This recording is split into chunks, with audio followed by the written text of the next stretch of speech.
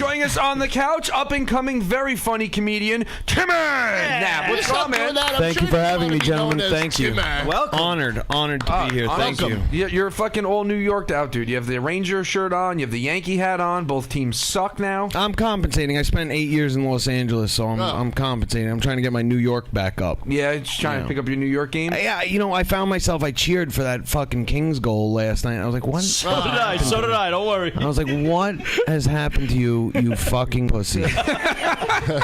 You just jumped out of your seat and thrust your fist skyward for a fucking Los Angeles Kings hockey That's right. Well, you goal. spent some time in LA, so I'm sure you have some bondage there, no? Bondage. I was several times in leather and with the zipper across my mouth. Yeah. I enjoy being whipped in testicle pain. Some guy. That's my thing. So you're originally from New York, moved out to LA? Mm-hmm. Yeah. How was that? It was. It's an adjustment. I enjoyed it. The weather's great. But the reason I went out there was my now wife got into veterinary school. It's pretty tough to get into. So as soon as we found out, I proposed. Yeah, smart move. You're like, I'm latching on, honey. So I was like, honey, now that you've gotten into medical school, I think it's time we take this seriously. like a Jewish woman on a lawyer. She's like, he's a banker. We'll definitely marry him.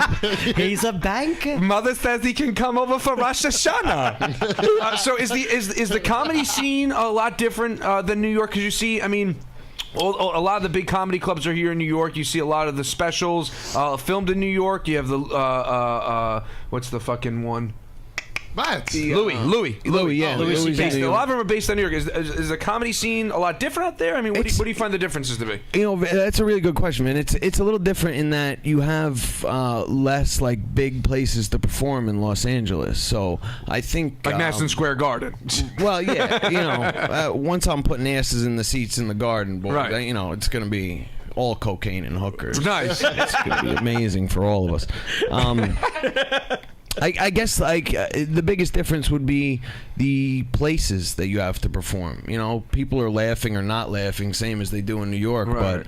But you've got like 3 big name clubs, and it's the Comedy Store, which is my home. Right. You got the Laugh Factory, which is right down the street on Sunset, and the Improv. Right. And then just like New York, there's a bunch of smaller name clubs, but you make it into any of those 3 clubs, and you're almost overnight a national headliner. Yeah. Because one of those guys will grab you, take you on the road. A few of the guys I started with are, already getting paid. Nice.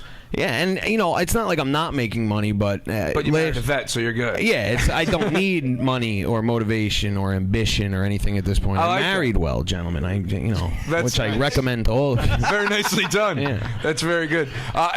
Speaking of the clubs, I watched you had a Ustream performance just the other night, which is very cool that they kind of incorporated the idea of live streaming stand-up shows. Yeah, it's amazing. I mean, one of the things I'm terrible at is shameless self-promotion. Right. And in terms of comedy, you've got to be good at that. Right. I did promote for this show. I've been trying to promote for that show.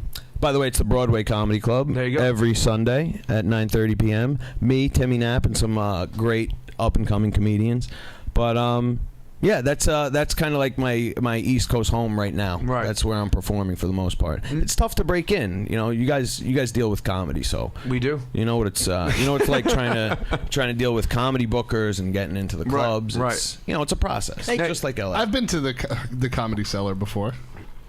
You perform? No, I'm just saying that's that's my experience with the comedy world. I've heard of such a place. I saw it. It was down in the city, correct? Yes. Right in that street where the bum was. Hey Tim, has anyone ever told you sound like Ray Liotta? I've gotten Ray Liotta, and you do more recently. recently. Could you do me a favor and say, "Get the fuck out of here, Tommy"? Now get the fuck out of here, Tommy.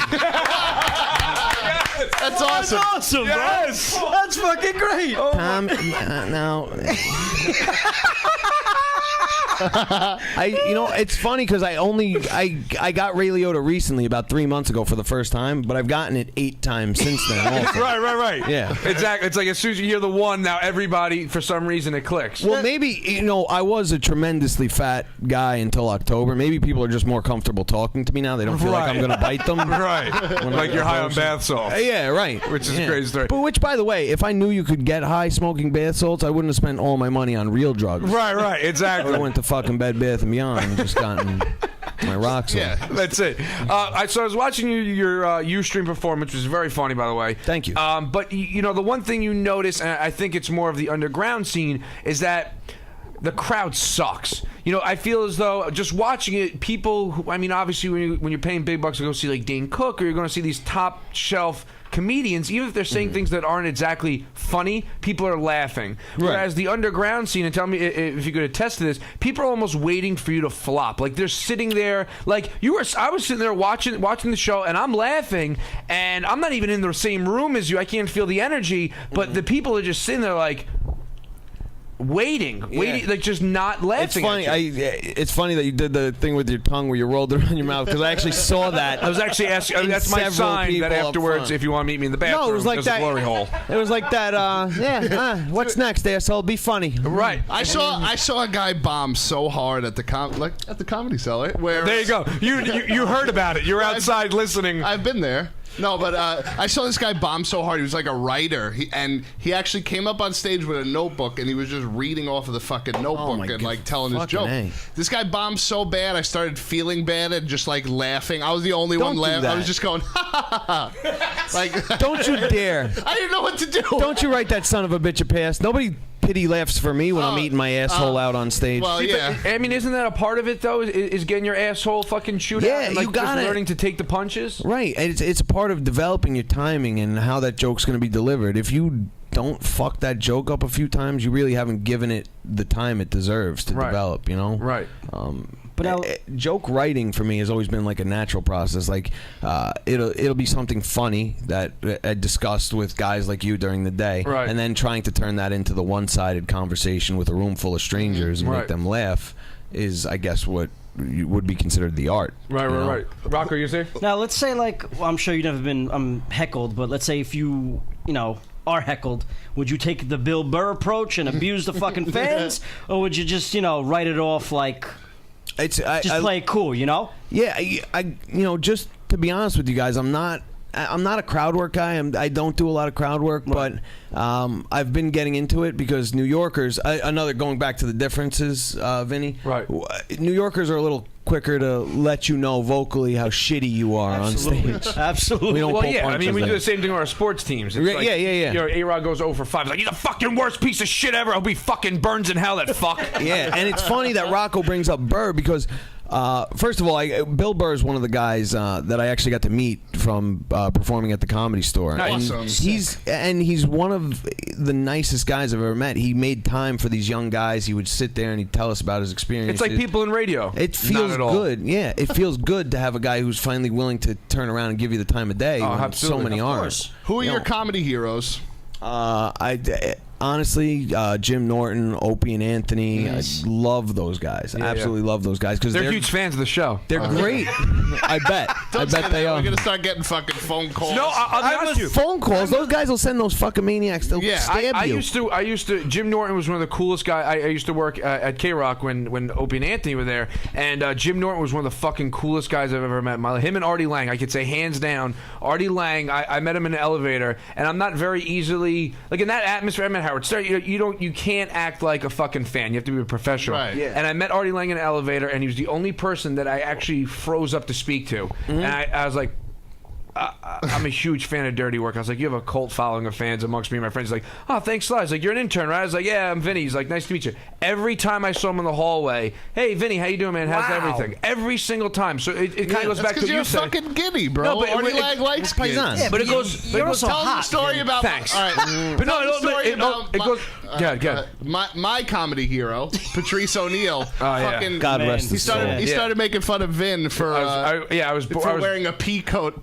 I was board hopping overnights at the radio station, and Opie and Anthony were on right after I finished my board hopping. So I was walking out, and Patrice O'Neill was walking around the show, and I walked by him. He said something along the lines of me being Aryan with my Nazi pea coat, and it was great. But it goes back to what you said when you have someone that's at that caliber of talent, and you look up to him, you're like, holy shit, this guy's fucking funny. He's doing what I love to do. You know what I mean? And they kind of pay attention and they recognize you as someone they were once, it totally gives you an inspiration. And just listen to you, just willing to listen. Like, oh man, did you see that? I just really ate my ball sack on stage. Right. And to have feedback from guys, to just have access to those guys at the Comedy Store, to like have that little area in the parking lot where you can stand with what would be Hall of Famers. If we were athletes, these are the fucking guys who are going to the Hall of Fame. They're selling at MSG. They're selling all the places. Yeah, man, those are the arena guys. Like these are some of the arena guys. And I'm sorry, Rocco. And answering your question. I don't know if you guys have seen the Bill Burr video of like Camden or Philly. Yeah. Fuck Philly. Philly's amazing. Hysterical, man. Annihilated an entire arena full of people. Yeah. And during it, reminded them every so often how much longer he'd be fucking 5 annihilated minutes for. left. 8 minutes left, you fucking... It's like, to me, to a guy in comedy, that's like...